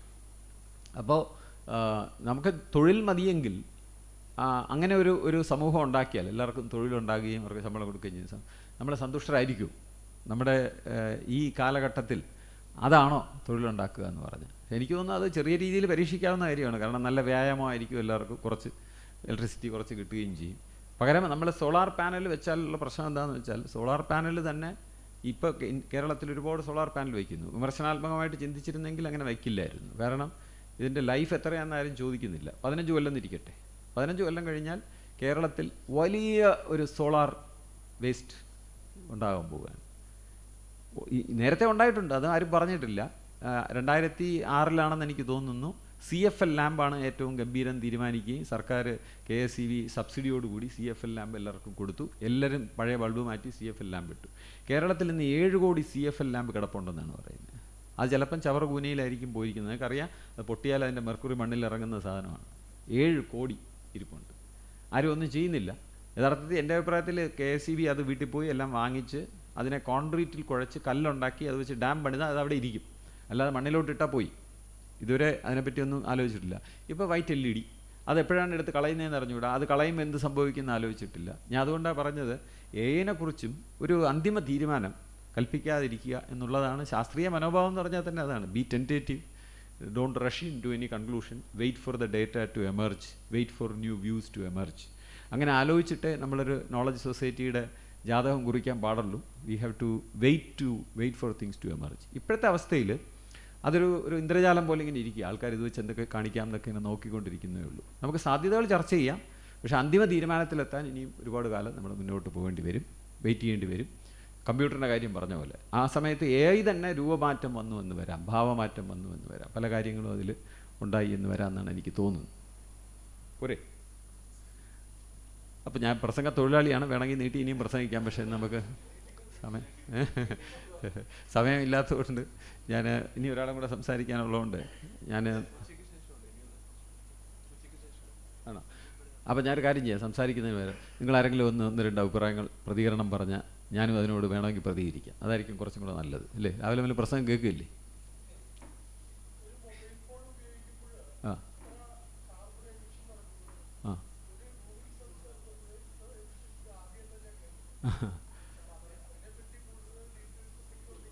ആ നമ്മൾ ഈ പറഞ്ഞ കണക്കിൻ്റെ അർത്ഥം അവിടെ വെച്ചിരിക്കുന്ന, അവിടെ ഇപ്പോൾ ഒരു വലിയ ഫാം വെച്ചിട്ട് അവിടെ കമ്പ്യൂട്ടർ പ്രൊഡ്യൂസ് ചെയ്തിരിക്കുന്നു, മാനുഫാക്ചർ ചെയ്തിരിക്കുന്നു, അതിനെ എയർ കണ്ടീഷൻ ചെയ്ത ഹാളിൽ വെച്ചിരിക്കുന്നു. ഇതെല്ലാം ഊർജ്ജം ഉപയോഗിച്ചിരിക്കുകയാണ്. നമ്മൾ കാർബൺ ഡൈ ഓക്സൈഡ് എമിഷൻ അവിടെ പറയുന്നത് കോൾ ഫയർഡ് സ്റ്റേഷൻസ് ആണ് അമേരിക്കയിൽ കൂടുതൽ. അപ്പോൾ നിങ്ങൾ കൂടുതൽ ഇലക്ട്രിസിറ്റി ഉപയോഗിക്കുമ്പോൾ അത്രയും കൂടുതൽ കൽക്കരി കത്തും. ഈ കൽക്കരിയുടെ കാർബൺ ഡൈ ഓക്സൈഡ് എമിഷൻ്റെ കണക്കാണ്, നിങ്ങളുടെ കണക്കാണ് പറഞ്ഞിരിക്കുന്നത്. നിങ്ങൾ ഉപയോഗിക്കുമ്പോൾ നിങ്ങൾ അതിൻ്റെ റെസ്പോൺസിബിലിറ്റി നിങ്ങളുടെ ഭാഗത്തേക്ക് വരുന്നു എന്നുള്ളതാണ്. നമ്മുടെ അവിടെ ഈ ജലവൈദ്യുത പദ്ധതി ആയതുകൊണ്ട് നമ്മുടെ അതിൻ്റെ കണക്കെടുക്കാൻ കുറച്ചും കൂടെ പാടാണ്. പക്ഷേ നിങ്ങൾ പരിസ്ഥിതിക്കുള്ള ആഘാതം നേരത്തെ വരുത്തി കഴിഞ്ഞു, ഡാം കെട്ടുന്ന വഴി വരുത്തി കഴിഞ്ഞു എന്നുള്ളതാണ്. അവിടെ ഒരുപാട് സ്ഥലം സബ്മർജ് ചെയ്യുകയും ഒരുപാട് ജീവജാലങ്ങൾ ഇല്ലാതാകുകയൊക്കെ ചെയ്തുകൊണ്ട് അതിൻ്റെ കണക്ക് എനിക്ക് കൃത്യമായി പറയാറില്ല. കോൾ ഫയർഡ് ആണെങ്കിൽ ഉടനെ പറയാം. ഇപ്പം നമ്മൾ ഇലക്ട്രിക് വെഹിക്കിളിനെ കുറിച്ച് പറയുന്നു. ഇലക്ട്രിക് വെഹിക്കിൾ പരിസ്ഥിതി സൗഹൃദമാണ്, അത് പുകയുണ്ടാക്കുന്നില്ല. പുക ഇവിടെയല്ല ഉണ്ടാക്കുന്നത്, വേറൊരു സ്ഥലത്താണ്. ഇത് ഓടുമ്പോൾ അതിൻ്റെ ഇലക്ട്രിസിറ്റി ചാർജ് ചെയ്യാൻ എടുക്കുമ്പോൾ നിങ്ങൾ വേറൊരു സ്ഥലത്ത് ചലനം ഉണ്ടാക്കുകയാണ്. നമ്മൾ ഓരോ ലൈറ്റ് ഇടുമ്പോഴും വേറെ ഒരു സ്ഥലത്ത്, ഇപ്പം നമ്മളങ്ങനെ ചിന്തിക്കാറില്ല. ഇവിടെ ഒരു ഫാൻ ഇട്ടു, ഫാൻ ഇട്ടാൽ ഉടനെ ഇടുക്കിയിലെ ടർബൈൻ ഒരു പൊടി കൂടുതൽ കറങ്ങേണ്ടി വരും. ഇടുക്കിയിലെ ജനറേറ്റിംഗ് സ്റ്റേഷനിൽ നിങ്ങൾ ഒരു സാധനം വാങ്ങി, ഒരു ഉപയോഗിക്കാനായിട്ടൊരു സാധനം വാങ്ങിച്ചു, അത് ഉൽപ്പാദിപ്പിക്കാനായി ഓൾറെഡി നിങ്ങൾ വാങ്ങിക്കുന്നുള്ള കണക്കൂട്ടലിലാണ് അവർ ഉൽപ്പാദിപ്പിച്ചിരിക്കുന്നത്. അപ്പോൾ അതിൻ്റെ പങ്ക് നിങ്ങൾ എടുക്കുകയാണ്. നിങ്ങൾ വാങ്ങിക്കില്ല എന്ന് തീരുമാനിച്ചു കഴിഞ്ഞാൽ കുറേ കാലം കൊണ്ട് ആ കോൾ എമിഷൻ നിൽക്കും. അതാണ് അതിൻ്റെ വസ്തുത. അപ്പോൾ നമ്മൾ ചെയ്യുന്ന എല്ലാ കാര്യങ്ങൾക്കും ഇത്തരത്തിലുള്ള എഫക്റ്റ് ഉണ്ട്, നമ്മളത് അറിയുന്നില്ല. ഇത് ചിന്താക്കുഴപ്പമുള്ള കാര്യമാണ്. ഞാൻ വേറൊരു ഉദാഹരണം പറയാം. ഞാൻ കേരള യൂണിവേഴ്സിറ്റിയിൽ ഒരു പ്രവർത്തിച്ചുകൊണ്ടിരുന്നപ്പോൾ ഒരു പ്രശസ്തനായിട്ടുള്ളൊരു പ്രൊഫസറെ അവിടെ വിളിച്ചുകൊണ്ട്, നിങ്ങൾ കേട്ട് കാണും, അതിൻ്റെ പേര് മോഹൻ ഗോപാൽ എന്നാണ്. ലോ പ്രൊഫസറായിരുന്നു, ഹാർവേഡിൽ പഠിച്ച ആളാണ്. You may know, Delhi base, national law യൂണിവേഴ്സിറ്റിയിൽ. അദ്ദേഹം പ്രസംഗിച്ചിട്ട് താഴോട്ട് ഇറങ്ങാൻ പോയപ്പോഴത്തേക്ക് വീഴാൻ പോയി. അപ്പോൾ ഞാൻ അദ്ദേഹത്തിന് പിടിച്ചു. ഞാൻ സ്റ്റേജിൽ കൂടെ ഇറങ്ങുകയായിരുന്നു. അപ്പോൾ അദ്ദേഹം പറഞ്ഞ്, സാരമില്ല അച്ചു ശങ്കർ, ഞാൻ വീണ ഇന്ത്യയുടെ GDP ഉയരും എന്ന് പറഞ്ഞു. ഞാൻ അതെന്താണെന്ന് വെച്ചാൽ, അത് ഞാൻ വീണ് കഴിഞ്ഞാൽ ഉടനെ നിങ്ങൾ മൊബൈലിൽ ആംബുലൻസ് വിളിക്കും. ഈ മൊബൈലിൽ ഒരു ഫോൺ കോൾ നടത്തിയാൽ അത്രയും നല്ലത്. നിങ്ങൾ മൊബൈൽ ചുമ്മാ വെച്ചിട്ട് കാര്യമില്ല, വിളിച്ചുകൊണ്ടിരിക്കണം, എന്നാലേ എക്കോണമി വളരൂ. അതിന് പുറമെ താഴെ വീണാൽ ഉടനെ നിങ്ങൾ ആംബുലൻസിൽ തന്നെ കയറ്റും. ആംബുലൻസിന് ഡീസലും പെട്രോളും അടിക്കുമ്പോൾ ഉടനെ തന്നെ എക്കോണമി വിൽ ഗ്രോ. അത് കഴിഞ്ഞാൽ ഹോസ്പിറ്റലിൽ ചെന്ന് യാതൊരു ആവശ്യമില്ലാത്ത 10-25 ടെസ്റ്റ് ചെയ്യുമ്പോഴും economy will grow, money will exchange hands. അപ്പോൾ ഓരോ കാര്യത്തിനെയും നമ്മൾ പുറകോട്ട് ആലോചിച്ച് നോക്കി കഴിഞ്ഞാൽ വളരെ കൗതുകകരമായിട്ടുള്ള കാര്യങ്ങളാണ് നടക്കുന്നത്. ചില കാര്യങ്ങൾ നമ്മൾ മോശം എന്ന് കരുതുന്ന ചില കാര്യങ്ങൾ നടന്നാലേ എക്കോണമി ഗ്രോ ചെയ്യുള്ളൂ. നിങ്ങൾ വീട്ടിൽ സ്വസ്ഥമായിട്ടിരിക്കും, നമ്മളങ്ങനെ പറച്ചിലുണ്ടല്ലേ, വീട്ടിൽ സ്വസ്ഥമായിട്ടിരുന്നാൽ എക്കോണമി ഗ്രോ ചെയ്യില്ല. നിങ്ങൾ ചുമ്മാ ഇറങ്ങി എങ്ങോട്ടെങ്കിലുമൊക്കെ പോയിക്കൊണ്ടിരിക്കുന്നു, ഓട്ടോറിക്ഷ പിടിച്ച് അങ്ങോട്ട് പോവുക, ഇല്ലെങ്കിൽ ഇങ്ങോട്ട് വരിക, പിന്നെ ടൂറിസം നടത്തുക. ഇതൊക്കെയാണ് ആ എക്കണോമിക്സിൻ്റെ ഒരു ആശയം. അതിൽ കാറ് എന്തിനാണ്, എനിക്കൊരു പഴയ കാറുള്ള ആളാണ്, 22 വർഷമായിരുന്നു, മാരുതി കാറ്. സർക്കാർ പറയുന്നത് പുറത്തിറക്കാൻ ഒക്കില്ല, ഇത് പൊല്യൂഷൻ വരുത്തും, അതുകൊണ്ട് ഇനി ലൈസൻസ് ഇല്ല, കൊടുത്താൽ എവിടെ കൊണ്ട് ഇടിച്ച് ചതച്ചത് എവിടെ ഇടും. അമേരിക്കയിലൊക്കെ പണ്ടുപോലെ ഉണ്ട്. നോക്കൂ, എൻ്റെ കാറ് അത് ലേശം പുകയുണ്ടാക്കിയെന്ന് വെച്ചുകൊള്ളുക, അതിനേക്കാൾ ഭീകരമാണ് ഞാൻ ഈ കാറ് വിറ്റിട്ട് പുതിയൊരു കാറ് വാങ്ങിച്ചാൽ ആ കാറിന് 1000-ലധികം കിലോ കാർബൺ ഡൈ ഓക്സൈഡ് എമിഷൻ്റെ കണക്കോടുകൂടിയാണ് അത് എൻ്റെ അടുത്ത് വരുന്നത് തന്നെ. അതിന് പകരം എൻ്റെ പാവം മാരുതി കാർ കുറച്ച് പുകയുണ്ടാക്കി അവിടെ ഓടി നടക്കുന്നതാണ് ബുദ്ധി. പക്ഷേ എന്തുകൊണ്ടത് ചെയ്യുന്നില്ല? അങ്ങനെ ചെയ്താൽ നമ്മുടെ എക്കോണമി വളരില്ല. ഞാനൊരു ഇന്നൊവേഷൻ കോൺടെസ്റ്റ് നടത്തിയപ്പോൾ ഒരു കുട്ടി മനോഹരമായ ഒരു ആശയം പറഞ്ഞു. നമ്മുടെ വീട്ടിലേക്ക് ഉപയോഗിക്കുന്ന പ്ലാസ്റ്റിക് ബക്കറ്റ് ഉണ്ടല്ലോ, ഈ ബക്കറ്റ് എവിടെയാണ് പൊട്ടുന്നത്? പിടിയുടെ അവിടെ പൊട്ടും. നമ്മളെപ്പോഴും ഇങ്ങനെ വെള്ളം കോരുമ്പോൾ ആ പിടിയുടെ അവിടെ ബലം കൂടുതൽ വരുമ്പോൾ അവിടെ പൊട്ടും. ആ കുട്ടി പറഞ്ഞു, ആ പ്ലാസ്റ്റിക് മോൾഡ് ചെയ്യുന്ന സമയത്ത് കോഴിക്കൂട് അടിക്കുന്ന ചിക്കൻ മെഷുണ്ട്, നിങ്ങൾ കണ്ടിട്ടുണ്ടല്ലോ, ചെറിയ അഴി പോലുള്ള ചെറിയ സാധനം, അത് ഇതിനകത്ത് വെച്ച് മോൾഡ് ചെയ്താൽ ഇതിനകത്ത് ആ ഇരുമ്പിരിക്കും. അപ്പോൾ പിടിയുടെ അവിടെ നല്ല പിടുത്തം വരും. അപ്പോൾ ഇതൊരു മത്സരത്തിന് വെച്ചിട്ട് ജഡ്ജ് ചെയ്യാനായിട്ട് പോയപ്പോൾ ഞാൻ പറഞ്ഞത് വളരെ നല്ല ആശയമാണെന്ന് പറഞ്ഞു. അപ്പോൾ കൂടെ വന്ന ആൾ ബിസിനസ് രംഗത്തുള്ള, അയ്യോ സാർ ഇങ്ങനത്തെ ഒന്നും പ്രോത്സാഹിപ്പിക്കരുത്, ആൾക്കാർ ബക്കറ്റ് വാങ്ങിക്കില്ല, പിന്നെ ബക്കറ്റ് പൊട്ടിക്കൊണ്ടേ ഇരിക്കണം, കാറ് 15 വർഷം ആകുമ്പോഴത്തേക്ക് മാറ്റിക്കൊണ്ടേ ഇരിക്കണം, മൊബൈൽ ഫോൺ 3 കൊല്ലമാകുമ്പോൾ മാറ്റിക്കൊണ്ടേ ഇരിക്കണം, എന്നാൽ മാത്രമേ എക്കോണമി ഗ്രോ ചെയ്യുള്ളൂ. അപ്പോൾ നിങ്ങൾ ഇതിൻ്റെയൊക്കെ കണക്കെടുത്തിട്ട് ഇത് ഭയങ്കര വളർച്ചയാണ്, നമ്മുടെ നാട് വളരെ വളർത്തുമെന്ന് പറയുമ്പോൾ ആവശ്യമില്ലാത്ത ഒരുപാട് കാര്യങ്ങൾ ചെയ്യുന്നു എന്നും കൂടെ അതിൻ്റെ അർത്ഥമുണ്ടെന്ന് ഞാൻ സന്ദർഭവശാൽ പറഞ്ഞു എന്നുള്ളത് മാത്രമേ ഉള്ളൂ. എല്ലാം ചിന്താക്കുഴപ്പം ആലോചിച്ച് നോക്കിക്കഴിഞ്ഞാൽ സകല കാര്യം ചിന്താക്കുഴപ്പം.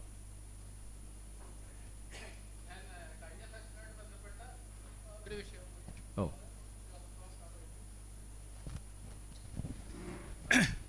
ജോസഫ് തോമസ് സാറുമായിട്ട് ചർച്ച ചെയ്തിട്ടുള്ള വിഷയം കൂടിയാണ്. എനിക്ക് വളരെ പഴയ ബന്ധമാണ്. അതൊന്ന് തൊഴിൽ വിഭജനം, അതായത് division of labour between decision makers and others, working people, ഇത് മറികടക്കാനായിട്ട് എയുടെ വളർച്ച സഹായിക്കും. ഗഹനമായ ചോദ്യമാണ്, കുറച്ച് ആലോചിച്ചിട്ട് ഞാൻ ഉത്തരം പറയാം. അപ്പോൾ അതിൽ പ്രധാന ഇത് ജോസഫ് തോമസ് ഞങ്ങളൊക്കെ ഇടപെട്ടത്. സാറിൻ്റെ അഭിപ്രായം എന്താ? അല്ല, ഒരു മിനിറ്റ്. ജനകീയാസൂത്രണ സമയത്ത് എയുടെ അല്ല എല്ലാം അന്ന് IT, അതുവഴി ഈ ജനകീയാസൂത്രണ പ്രവർത്തനങ്ങൾ, അതിൻ്റെ ഉപയോഗം വഴി ജനകീയാസൂത്രണ തീരുമാനങ്ങൾ മെച്ചപ്പെടുത്താൻ സാധിക്കുന്നുള്ളൊരു ആശയം അന്ന് മുന്നോട്ട് വയ്ക്കുകയും അതിനുവേണ്ടി ഒരുപാട് പ്രവർത്തനങ്ങൾ നടത്തുകയും ചെയ്തു. അതുമാത്രമല്ല, അന്ന് പബ്ലിക് സെക്ടറിൽ ERP ഉപയോഗിക്കണം എന്നുള്ള ആശയം, ERP എന്ന് പറഞ്ഞാൽ ജനറൽ അർത്ഥത്തിൽ കമ്പ്യൂട്ടർ ഡാറ്റാബേസ് ഇതെല്ലാം ഉപയോഗിക്കണം എന്നുള്ള ആശയം, അതിനുവേണ്ടി വാദിക്കുകയും അതിൻ്റെയൊക്കെ ഫലമാണ് ഈ പല പ്രൊജക്റ്റുകളും. ഈ ആയിട്ട് ബന്ധപ്പെട്ട് ആണ് ചർച്ച ഉയരേണ്ടത് എന്നുള്ള, ഇതൊരു പൊളിറ്റിക്കൽ വിഷയം കൂടിയാണ്. സാർ പറഞ്ഞ നിങ്ങൾ കേട്ടല്ലോ, നമുക്ക് കൂടുതൽ ചിന്തിക്കാം. എനിക്കൊരു മൗലികമായിട്ടൊരു പ്രതികരണം അതിനില്ലാത്തതുകൊണ്ട് ഞാൻ പറയുന്നില്ല, ആലോചിച്ച് നോക്കേണ്ടുന്ന വിലപ്പെട്ടൊരു വിഷയമാണ്. അവരുടെ വിദ്യാഭ്യാസം സംബന്ധമായിട്ട് PhD എടുക്കുകയാണെങ്കിൽ ഇത് നമുക്ക് തിരിച്ചറിയാൻ കഴിയുമോ? ഇത് വെച്ച് പുതിയ ടെക്നോളജി വെച്ച് ചെയ്യുമ്പോൾ തിരിച്ചറിയാൻ കഴിയുമോ? അതാണ് ഒരു ചോദ്യം.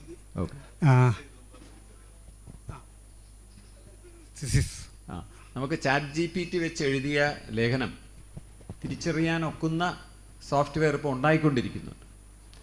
പക്ഷേ അതിനെ മറികടക്കാനുള്ള വേറെ ChatGPT ഉണ്ടായിക്കൊണ്ടിരിക്കുന്നു. അപ്പോൾ ഇതൊരു നിരന്തര ഒരു സംഘടനമായിരിക്കും എന്ന് എനിക്ക് തോന്നുന്നു ചെയ്തുകൊണ്ട് വരുന്നത്. എനിക്ക് തോന്നുന്നു നമ്മളെ കുട്ടി കോപ്പി അടിച്ചോ എന്ന് കണ്ടുപിടിക്കുന്നതിനേക്കാൾ എപ്പോഴും നല്ലത് ഒരു അധ്യാപകൻ അല്ലെങ്കിൽ ഒരു മെൻറ്ററുടെ ജോലി അത് തന്നെത്താൻ എഴുതുന്നതിൽ ആഹ്ലാദം കുട്ടിയെ ബോധിപ്പിക്കുക എന്നുള്ളതാണ്. എൻ്റെ ജോലി അതാണ്. എനിക്കൊരു തമാശ ഓർമ്മ വരുന്നത്, പണ്ടൊരു 2 പേര് ഒരു മരത്തിൻ്റെ കീഴിൽ നിന്നപ്പോൾ അവരുടെ കാലിലൊരു കമ്പ് വന്ന് വീണ് കാൽ ഒടിഞ്ഞു. പുറത്ത് മുറിവൊന്നുമില്ല, ഫ്രാക്ചറാണ് അകത്ത്. ഇപ്പോൾ 2 പേരെ ആശുപത്രി കൊണ്ടുപോയപ്പോൾ ഒരാളുടെ കാല് ഈ ഡോക്ടർ വന്ന് പിടിച്ച് ഇങ്ങനെ തടി വെച്ച് പിടിച്ച് കെട്ടും, ഭയങ്കര വേദനയാണ്. അപ്പോൾ ഇവൻ കിടന്ന് ഭയങ്കരമായിട്ട് വിളിക്കുക. മറ്റവൻ്റെ കാലിൽ ചെന്ന് കെട്ടിയപ്പോൾ അവനൊരു വേദനയില്ല, അവൻ നല്ല കൂളായിട്ട് ഇരിക്കുന്നു. പുറത്ത് പോയപ്പോൾ ഈ കൂട്ടുകാരൻ ചോദിച്ചു, നിനക്കെന്താ വേദന എടുക്കാത്തതെന്ന് ചോദിച്ചു. എടാ മണ്ടാ, ഞാൻ ഒടിയാത്ത കാലാണ് കാണിച്ചു കൊടുത്തത്. അപ്പോൾ നമ്മുടെ കുട്ടികൾ എന്തിനാണ് PhD എടുക്കുന്നത്? ഒടിയാത്ത കാല് കൊണ്ട് അവിടെ വെച്ച് PhD കിട്ടിയിട്ട് കാര്യമുണ്ടോ? അപ്പം നമ്മൾ മാത്രമല്ല, ഒരു കുട്ടിയുടെ അടുത്ത് തന്നെത്താനെ ഒരു ലേഖനം എഴുതി ആ ലേഖനത്തിൻ്റെ ഞാൻ എഴുതി എന്നുള്ള ആത്മസംതൃപ്തി ഉണ്ടാകുക എന്ന് ബോധ്യം വരുത്താൻ അവനെ ബോധവാനാക്കേണ്ടത് അവന് സാധാരണ തന്നെ തോന്നേണ്ടതാണ്. അവനെ ഓർക്കും. ഇല്ലെങ്കിൽ അധ്യാപകൻ്റെ ജോലിയാണ്. കോപ്പി അടിച്ചിട്ട് പിടിക്കാൻ പോകുന്നതിനേക്കാൾ നല്ലത് നിരന്തരം അവൻ്റെ സമ്പർക്കത്തിൽ നമ്മളൊരു സൃഷ്ടി നടത്തുന്നു, അതിൻ്റെ സന്തോഷം, അതിൻ്റെ അഭിമാനം വേറെ ആരും കാണില്ല എന്ന് പറഞ്ഞു കൊടുക്കണം. അതുകൊണ്ട് എൻ്റെ കുട്ടികളാരും ChatGPT വെച്ചിട്ട് ഒന്നും എഴുതാറോ ശ്രമിക്കാറോ ഇല്ല എന്നാണ്. ഞാൻ കുറച്ച് കാലം ChatGPT കാലത്ത് അധ്യാപകനായിരുന്നുള്ളൂ. പക്ഷേ എനിക്കത് അവരെ ബോധവൽക്കരിക്കാൻ സാധിക്കുമായിരുന്നു. നമ്മൾ അവരുമായിട്ട് ആത്മബന്ധം ഉണ്ടെങ്കിൽ നമുക്കങ്ങനെ ചെയ്യാനായിട്ട് സാധിക്കും. സർ പറയണം.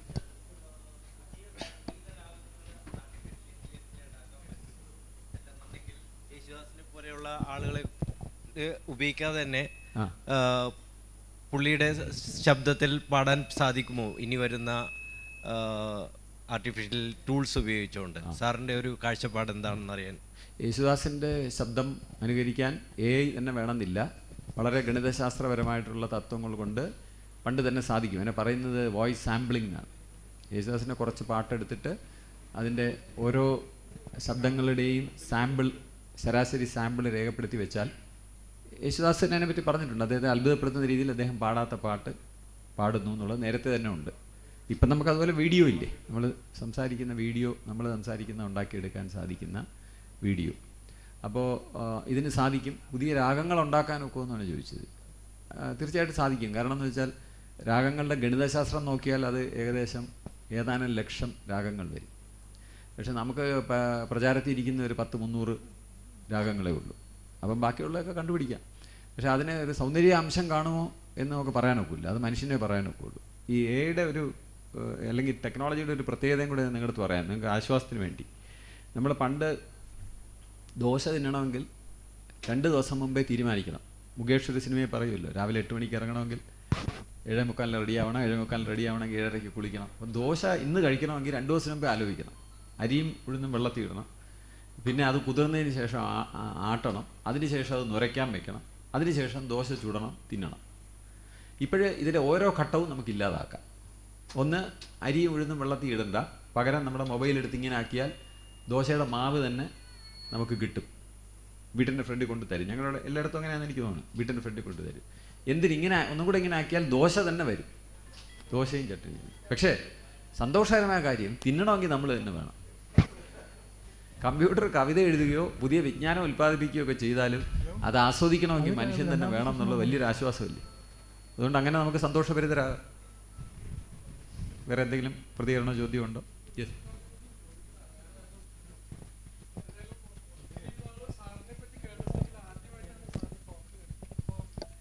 വളരെ റിലവൻ്റായിട്ട് തോന്നിയ ഒരു കാര്യം, എനിക്ക് സാറിൻ്റെ ടോക്കിൽ പറഞ്ഞ ഈ വേദവും ഇപ്പോൾ ആർട്ടിഫിഷ്യൽ ഇൻ്റലിജൻസ് എന്ന് പറഞ്ഞു, പഴയ കാലത്ത് വേദമായിരുന്നു എന്ന് പറഞ്ഞു.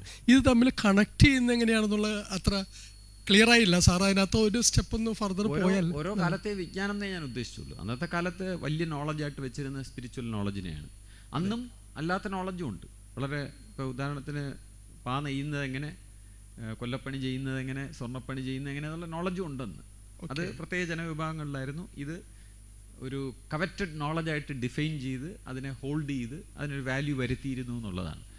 അതിനെ അങ്ങനെ ഒരാൾക്ക് അതിനെ ഒരു മോണോപ്പൊളൈസ് ചെയ്യാനൊക്കില്ല, അല്ലെങ്കിൽ ഒരു സമുദായത്തിൽ മോണോപ്പൊളൈസ് ചെയ്യാനൊക്കില്ല എന്നുള്ളതിൻ്റെ വലിയ ഒരു ആർഗ്യുമെൻ്റാണ് ചട്ടമ്പി സ്വാമി വേദാധികാര നിരൂപണത്തിൽ വെച്ചിരിക്കുന്നത്. അതെ, ഈ ആർട്ടിഫിഷ്യൽ ഇന്റലിജൻസുമായിട്ട് ഇക്വേറ്റ് ചെയ്തത് എങ്ങനെയാണെന്നുള്ളത് അങ്ങനെ പറഞ്ഞെങ്കിൽ ഞാൻ നേരത്തെ അങ്ങനെ ഒരു ധ്വനി വന്നെങ്കിൽ ഞാൻ തിരുത്തുന്നു.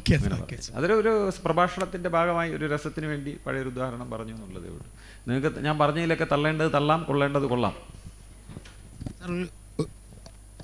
ഒരു സംശയം.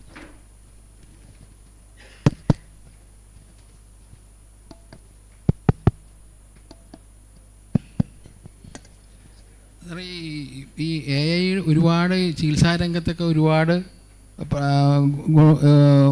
പ്രയോജനം ചെയ്യുന്നുണ്ട്. അപ്പോൾ എൻ്റെ ഒരു സംശയം, ഈ റോബോട്ടുകൾക്ക് സർജറികളൊക്കെ നടത്തുന്നു എന്ന് പറയുന്നു. അപ്പോൾ ഈ റോബോട്ട് സർജറികൾ നടത്തുമ്പോൾ ചില സങ്കീർണമായ പ്രശ്നങ്ങൾ ബുദ്ധി ഉപയോഗിച്ച് അതിനെ മറികടക്കാൻ കഴിയുമോ, അത് അപകടത്തിൽ കൊണ്ട് ചാടിക്കില്ലേ എന്നാണ് ഒരു സംശയം. നമ്മൾ എ ഐനെ കുറിച്ച് വിമർശിക്കുകയും വിലയിരുത്തുകയും ചെയ്യുമ്പോൾ ഒരു കാര്യം ആലോചിച്ചോണം. എ ഐ 5 വയസ്സുള്ള ഒരു പൈതലാണ്. 5 വയസ്സേ ആയുള്ളൂ. ഏകദേശം 2018 മുതലാണ് ഇപ്പോൾ ഇത്രയും ഒരു കുതിച്ചുചാട്ടം ഉണ്ടായിരിക്കുന്നത്. 11-ലാണ് അതിൻ്റെ ഒരു തിയറട്ടിക്കൽ ഫ്രെയിംവർക്ക് ഉണ്ടാകുന്നത്, ഡീപ്പ് ലേണിംഗ് എന്ന് പറഞ്ഞതിൻ്റെ. 18 മുതലാണ് ഈ വലിയ കണ്ടുപിടുത്തങ്ങളൊക്കെ ഉണ്ടായിരിക്കുന്നത്. 5 വയസ്സായ കൊച്ചിനെ കുറച്ചും കൂടെ ഒരു മയത്തിൽ നമ്മൾ നോക്കുക. ഇത് 15 വയസ്സാകുമ്പോൾ 25 വയസ്സാകുമ്പോൾ എൻ്റെ അഭിപ്രായത്തിൽ അത് എന്തും ചെയ്യും, സംശയമേ വേണ്ട. അത് നമുക്ക് ഒരുപാട് വലിയ അപകടങ്ങളും ചിന്താക്കുഴപ്പവും സൃഷ്ടിക്കും. ഞാൻ ചെറിയൊരു ഉദാഹരണം പറഞ്ഞുതരാം. ഒരു ക്യാമറ ഇവിടെ വയ്ക്കും. നമ്മളിപ്പോൾ അറിയാം, നമുക്ക് എ ഐ ക്യാമറ ബെൽറ്റ് ഇട്ടോ എന്ന് കണ്ടുപിടിക്കുന്നു പറഞ്ഞു. ബെൽറ്റ് ഇടാൻ മാത്രമല്ല, ഈ ക്യാമറ ഈ ക്ലാസ് മുറി വെച്ചാൽ ഇവിടെ ആരൊക്കെയാണ് LDF അനുഭാവികൾ, ആരൊക്കെ UDF അനുഭാവി എന്ന് അത് മുഖത്ത് നോക്കി പറഞ്ഞാൽ എങ്ങനെ ഇരിക്കുന്നു ആലോചിച്ച് നോക്കും. അതിനു പുറമെ ഒരു മുറിയിൽ ഈ ക്യാമറ വെച്ചിട്ട് ഇവിടെ ആരൊക്കെയാണ് സെക്ഷുവലി എറൗസ്ഡ് ആയിട്ടിരിക്കുന്നതെന്ന് മുഖത്ത് നോക്കിയിട്ട് പറയും. ഇതെല്ലാം സാധ്യമാണ്. ഞാനതുകൊണ്ടൊരു ചെറിയ വാക്യത്തിൽ അതെന്നെ പറഞ്ഞു, AI ക്യാൻ ഡു എനിത്തിങ്. അപ്പോൾ സർജറി ചെയ്യാനൊക്കെ, സർജറി ചെയ്താൽ തെറ്റുമോ എന്ന് ചോദിച്ചാൽ റോബോട്ട് മനുഷ്യനെ പോലാണെങ്കിൽ തെറ്റിന്ന് വരാം. കാരണം മനുഷ്യ സഹജമാണ് തെറ്റ്. അപ്പോൾ ബുദ്ധി കൂടുമ്പോൾ തെറ്റും അതിൻ്റെ കൂടെ ഉണ്ടാവും. അപ്പോൾ റോബോട്ടിന് തെറ്റ് പറ്റും. ഏക വ്യത്യാസം, നമ്മൾ ഡോക്ടറിന് തെറ്റ് പറ്റിയാൽ ഡോക്ടറെ ഗരാവ് ചെയ്യുകയും അടിക്കുകയൊക്കെ ചെയ്യാം. റോബോട്ടിനെ അടിച്ചുകൊണ്ട് പ്രത്യേകിച്ച് കാര്യമൊന്നുമില്ല എന്നുള്ള വ്യത്യാസം മാത്രമേ ഉള്ളൂ. പക്ഷേ റോബോട്ടിന് സർജറി ചെയ്യാനൊക്കും, പ്രിസിഷൻ സർജറി ചെയ്യാനൊക്കും, ഒരുപാട് തീരുമാനങ്ങൾ, ബുദ്ധിപരമായിട്ടുള്ള തീരുമാനം എടുക്കാനൊക്കും. റോബോട്ട് യന്ത്രം മാത്രമാണ്, അതിൻ്റെ ബുദ്ധിയാണ് AI.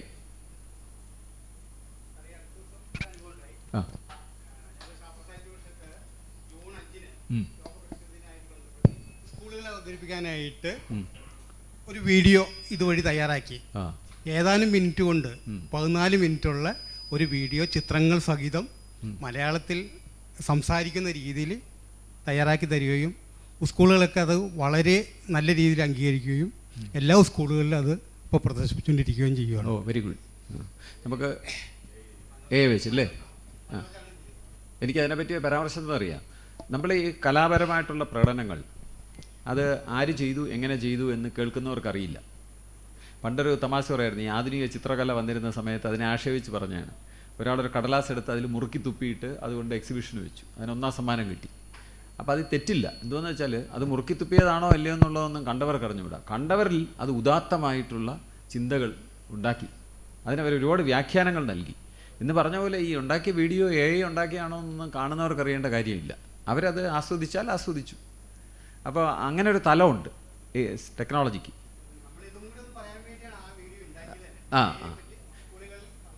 Good message. പക്ഷേ ആ വീഡിയോ നമ്മൾ ശാസ്ത്രാർത്ഥ പരിഷത്ത് ചെന്ന ഒരു നാടകം നടത്തുന്നതും ഈ വീഡിയോ അയക്കുന്നതും തമ്മിലുള്ള വ്യത്യാസം നമ്മൾ ഓർത്തിരിക്കണം. പരിസ്ഥിതി ദിനത്തിൽ പരിസ്ഥിതിക്ക് ചെറിയ കോട്ടം തെറ്റുകയാണ് ഈ വീഡിയോ ഉണ്ടാക്കുമ്പോൾ സംഭവിക്കുന്നത്. നമ്മൾ കായിക ശേഷിയോടുകൂടി, മനുഷ്യത്വത്തോടുകൂടി അവരുടെ മുമ്പിൽ ചെന്ന് സംസാരിക്കുന്നതിൻ്റെ മഹാത്മ്യം കൂടുതൽ നമ്മൾ തിരിച്ചറിയേണ്ട കാലമാണെന്ന് എനിക്ക് തോന്നുന്നു.